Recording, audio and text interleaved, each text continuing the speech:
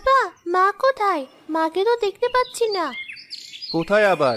তোর মা তো পুকুরে বাসন ধুতে গেছে। আমি এখন আসি মা। রোদ চড়ে গেলে মাঠে কাজ করতে যে বড্ড কষ্ট হবে।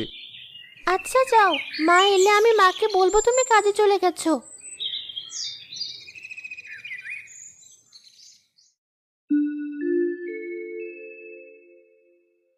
লালি, তাড়াতাড়ি খা।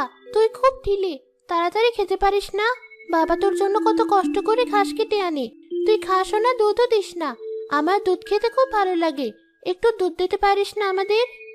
গরুর সাথে এত কিসের গল্প করছিস? গরুকে দুধ দিতে বলছি মা। গরুটা যদি দুধ দিত তবে শুধু ভাত লবণ দিয়ে খেতে হতো না, দুধ দিয়ে খেতাম। আমাদের কপালটাই খারাপ।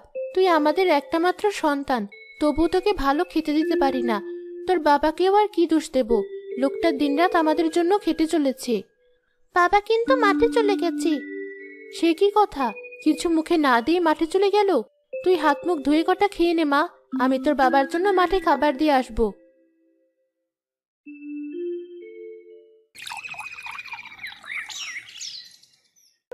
এই তোরা দেখ তো, ওইটা রাকিব না? আজকাল চোখেও ভালো দেখতে পারছি না। জি জমিদার মশাই, ওইটা রাকিবই। খেতে পানি দিচ্ছে মনে হয়। চলুন সামনে গিয়ে দেখি।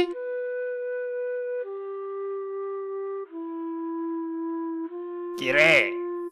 জমিদার মশাই আপনি? হ্যাঁ আমি তো। কেন, অবাক হলি নাকি? না না, অবাক কেন হব? কাল বিকেলে আমার বাড়িতে তোর যাওয়ার কথা ছিল, যাসনি কেন? সাপের পাঁচ পা দেখছিস নাকি? পায়ে হেঁটে তোর কাজ পর্যন্ত আমার আশা লাগছে। সারাদিন কাজ করে বিকেলে বাড়ি ফিরে শরীরটা যা টানে না জমিদার মশাই। তবে আজ যেতাম। আজ যেতাম? সে আমার জানা আছে। আজ থেকে আমার খেতে আর তোর কোনো কাজ করা লাগবে না। 5 মাসের সুদ সমেত আসল টাকা বাকি তোর। আজ দি কাল দি করে 5 মাস পার হয়ে যাচ্ছে। দিয়ে দিব জমিদার মশাই, দিয়ে দিব। দয়া করে এই জমিটুকু কেড়ে নিয়ে গরিবের পেটে লাথি মারবেন না। লাথি দেওয়াটাই যে আমার স্বভাব, এটি কি তুই জানিস না? আমার লোকজনকে পাঠাচ্ছি তোর বাড়ি গরুটা নিয়ে আসতে। গরুটা বিক্রি করলে সব পাওনা সুদে আসলে শোধ হয়ে যাবে। না না জমিদার মশাই, এমন কাজ করবেন না। ওটা যে আমার মেয়ের খুব শখের গরু। এই আয় তোরা। এই জন্য এসব ছোট লোকদের আমি দেখতে পারি না। পরের টাকা আটকে রেখে জিনিস পোষার শখ জাগে।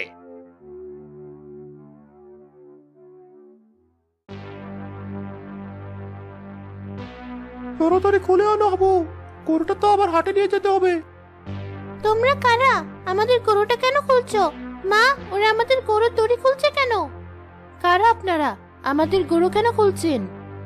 আমরা জমিদারের লোক। রাকিবের কাছে টাকা পাবে জমিদার। সে তো আর টাকা শোধ দিতে পারে না, তাই জমিদার হুকুম দিয়েছে তার গরু নিয়ে যেতে। দিয়ে যাও, নিও না আমাদের গরুটা। কাঁদিস না মা, তোর বাবাকে বলবো অমন দেখে আরেকটা গরু কিনতে। গিন্নি, গিন্নি আমাকে এক গ্লাস পানি দিতে পারবে? বাবা, আমার লালিকে ওরা নিয়ে গেছে। কাঁদিস না মা। সৃষ্টিকর্তা যদি সহায় হন তবে আমাদের অমন গরু অনেক হবে। এই নাও পানি। গরুটা তো ওরা নিয়ে গেল। আমাদের সম্পদ বলতে তো এই একটা গরুই ছিল। শুধু গরু না গিন্নি, আমার কাছ থেকে জমিটাও নিয়ে নিয়েছে। এছাড়া জমিদার আমাকে আর মাঠের কাজও দিবে না। কি করব কিছু ভেবে পাচ্ছি না। বলো কি? এবার কিভাবে চলবে? আমাদের তো না খেয়ে মরতে হবে। এত বড় দুনিয়ায় নিশ্চয়ই কোনো না কোনো একটা কাজের ব্যবস্থা ঠিক হয়ে যাবে। তুমি এত চিন্তা করো না। আমি কাল থেকে কাজ খুঁজতে শুরু করব।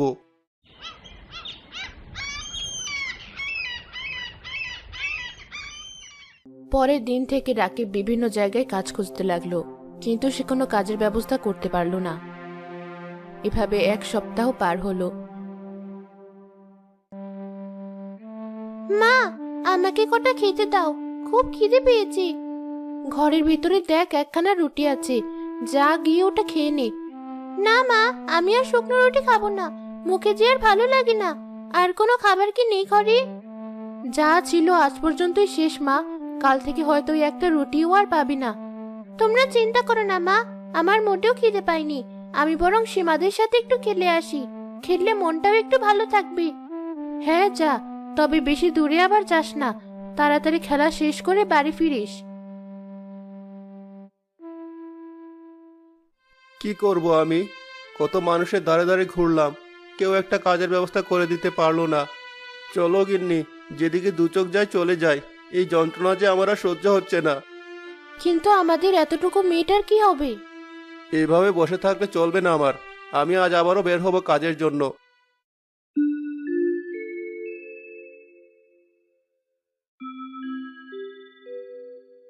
এবার বাড়ি চল, দেখ দুপুর হয়ে গেছে, আর কত সময় খেলবি? আমার কিছুতেই বাড়ি ফিরতে মন যাচ্ছে না। বাড়ি ফিরলে তো বাবা মার সেই অসহায় মুখটা আবার দেখতে হবে। তাহলে তুই এখানে বসে খেলা কর, আমরা বাড়ি যাই। বেশি দেরি হলে বাবা খুব বকবে। না না, এই মাঠে একা একা যে আমার খুব ভয় করবে।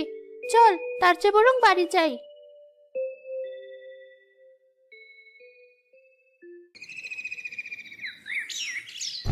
আহ, খুব লাগলো পায়ে। অনেক ব্যথা পেয়েছিস? তেমন লাগেনি। এটা তো একটা লাউ, মুখের দিক থেকে পচে গেছে, বাকিটুকু তো মনে হচ্ছে ভালো আছে। ফেলে দি ঋতু, পচা লাউটা আবার হাতে নিলি কেন? না সীমা, দেখ এর কিছু অংশ ভালো আছে, এটা বরং আমি বাড়ি নিয়ে যাই। মাকে বলবো ভালো অংশটুকু আমাকে রান্না করে দিতে। আমাদের বাড়িতে যে কিচ্ছু নেই খাওয়ার মতো। আচ্ছা নে, এবার বাড়ি চল। মা, কোথায় গেলে? বাড়ি এসেছিস মা?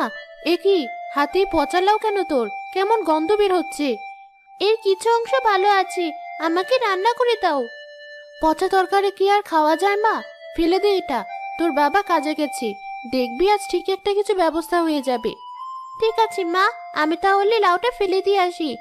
থাক, আর বাইরে যেতে হবে না এখন, ওই পাশে রেখে দে। কাল সকালে উঠান ঝাড়ু দিয়ে ময়লার সাথে ফেলে দেব।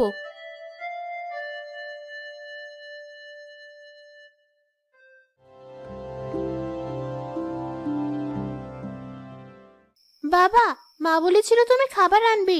কোথায় খাবার? তুমি তো খালি হাতে ফিরলে। এত দেরি করলে কেন?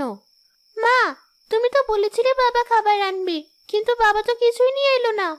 আমি পৃথিবীর সব থেকে খারাপ বাবা, সারাদিন ঘুরে ঘুরেও কোনো কাজ জোগাড় করতে পারিনি। তুমি কেঁদো না বাবা, আমার কোনো খাবার চাই না। কাল বিল থেকে শাক তুলে এনে সেদ্ধ করে খাবো। সারাদিন তো হেঁটে হেঁটে ক্লান্ত হয়ে আছো, তার উপরে পেটে কোনো দানা পানি কিচ্ছুটি পড়েনি। এখন একটু বিশ্রাম নাও, তোমাকে চিন্তা করতে হবে না, যা হয় দেখা যাবে।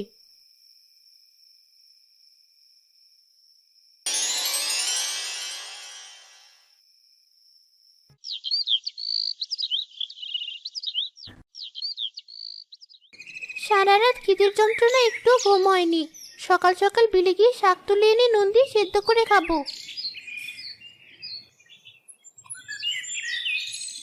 আজ তো সকাল সকাল উঠলি যে? কিছুতেই ঘুম হচ্ছে না মা, তাই উঠে এলাম। তোর বাবাকে একটু ডাক দিত, সকাল সকাল উঠে পড়ুক, আজ জয়পুর যেতে চেয়েছিল। এত বড় লাউ! মা দেখো কত বড় লাউ। ও মা, এখানে লাউবান এগুলো কোথা থেকে এলো? ঋতু, যা তো তোর বাবাকে ডেকে আন। আজ যেন কিছুতেই ঘুমোতে পারলাম না। গিন্নি, আমি এখনই বের হব বাড়ি থেকে। বাড়ি থেকে পরে বের হবে, আগে দেখো ওখানে কি। লাউ গাছ? ওখানে লাউ গাছ কিভাবে এলো? কাল ঋতু পচা লাউ বাড়িতে এনেছিল, লাউটি ওখানে ফেলতে বলেছিলাম, সেই লাউ থেকে এমন হলো নাকি? ধুর, কি যে বলো না। রাতারাতি কি লাউ গাছটি আর এত বড় হবে? এত সুন্দর করে বাঁধ দেওয়া, জানি না কি হচ্ছে আমাদের সাথে। মা, লাউটি কেটে রান্না করো, আমার যে খুব খিদে পেয়েছে। চল তো গিয়ে দেখি বানতলায়। ঋতু, রান্নাঘর থেকে কাঁচিটা নিয়ে আয়।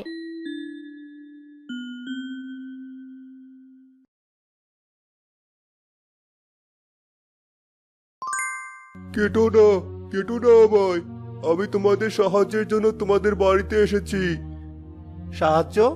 লাউ আবার কথা বলছে? হ্যাঁ, আমি যে জাদুর লাউ।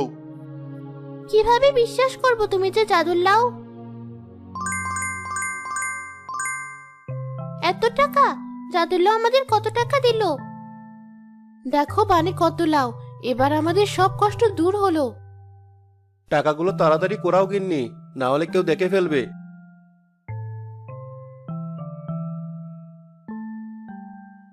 আমি এখনই হাটে যাচ্ছি। আমার ঋতু মায়ের জন্য আজ অনেক খাবার কিনে আনবো, গরুর মাংস আনবো। সকলে একসাথে খাবো আজ মন ভরে। বাবা, লাউগুলো কেটে হাটে নিয়ে যাও, না হলে সব নষ্ট হয়ে যাবে। জাদুল্লাও গাছে টাকা দিবে বলে দেওয়া জিনিস অপচয় করা যাবে না। হ্যাঁ মা, কোনো কিছু অপচয় করা ঠিক না। অভাবের কি যন্ত্রণা তাই কদিনে খুব বুঝেছি। তাদের যখনই টাকার প্রয়োজন হতো তখনই লাউ গাছের থেকে চেয়ে নিত। গ্রামের লোক রাকিবের বাড়ি ভিড় জমাতে লাগলো। রাকিবও গ্রামের গরিব দুঃখী মানুষদের সাহায্য করত। কিছুদিনের মধ্যে তার নাম মানুষের মাঝে ছড়িয়ে পড়ল। রাকিবের এই প্রশংসা জমিদারের কান অব্দি পৌঁছালো। কদিন আগে যে না খেয়ে দিন পার করত, মানুষের দ্বারে দ্বারে কাজ খুঁজতো, সে কিনা মানুষকে সাহায্য করছে, বাড়ি গাড়ি করছে। লোকজন আমার কাছ থেকে সুদের টাকা নেওয়া বন্ধ করে বেটা রাকিবের জয় জয়কার করছে। জমিদার মশাই, সবকিছুই জাদুল্লাহের কেরামতি। আমি নিজের চোখে দেখেছি, জাদুল্লাহ রাকিবকে টাকা দিচ্ছে। বেশ, চল তো গিয়ে দেখি জাদুল্লাহ কেমন টাকা দেয়।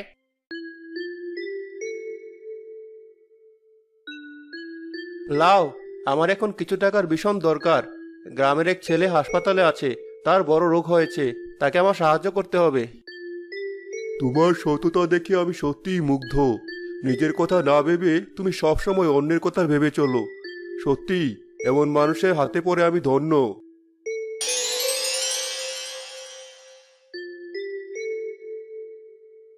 ধন্যবাদ জাদুল্লাহ, তোমাকে অনেক অনেক ধন্যবাদ। এজন্যই তো বলে, বেটা দুদিনে এত টাকা কোথায় পেল?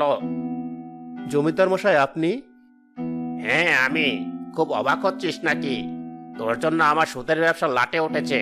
তোর এই লাউ গাছ কেটে তোর ডাকনাম আমি মাটির সাথে মিশিয়ে দেব। চলে যান এখান থেকে, চলে যান বলছি। এই, তোরা হা করে দাঁড়িয়ে দেখছিস কি? ধরে এগুলোকে দড়ি দিয়ে শক্ত করে বেঁধে ফেল। ছাড়ো, আমাদের ছাড়ো বলছি। দুষ্ট লোক, ছেড়ে দাও আমার বাবা মাকে। ছাড়বো ছাড়বো, আগে তোদের এই গাছটা তো কেটে রে। এই গাছটি একদম গোড়া থেকে কেটে উপড়ে ফেল। না, কেটো না আমাদের গাছটি। ওরে বাপরে, কি দজ্জাল লাউ রে বাবা, মরে গেলাম। জমিদার মশাই, বাঁচতে চাইলে পালান, না হলে পেটাতে পেটাতে লাউ যে আমাদের অবস্থা খারাপ করে ফেলবে। আর কারোর সাথে পাঙ্গা নিব না আমি, কারোর সাথে না। ওরে বাপরে, তোরা তোরা যাবি কোথায়? যত সময় না তোদের মন পরিষ্কার হবে তত সময় লাউয়ের বাড়ি খেতেই থাকবি। জমিদারের ঢের শিক্ষা হয়েছে, এবার আর আমাদের কোনো ভয় নেই। পাজি জমিদার আমাদের অনেক চালিয়েছে, লজ্জা থাকলে আর আমার বাবার সাথে লাগতে আসবে না।